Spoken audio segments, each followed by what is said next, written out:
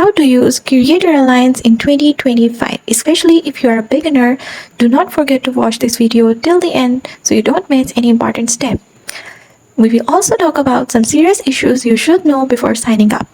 As Creator Alliance claims to be a platform designed to help content creators earn money, collaborate, and grow their audience, it promises tools for monetization, sponsorships, and brand deals, making it sound like a great opportunity, especially for new creator. But it has few problems that very little verified information about how the platform actually works is available.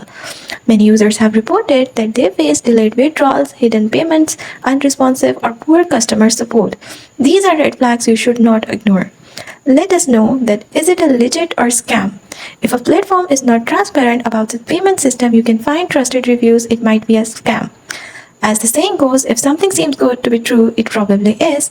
Before you join Creator Alliance, do your research, look for real user reviews, verify payment proofs, if any, be cautious with your personal or financial info.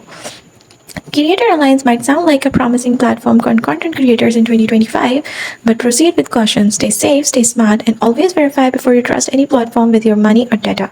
Thank you for watching.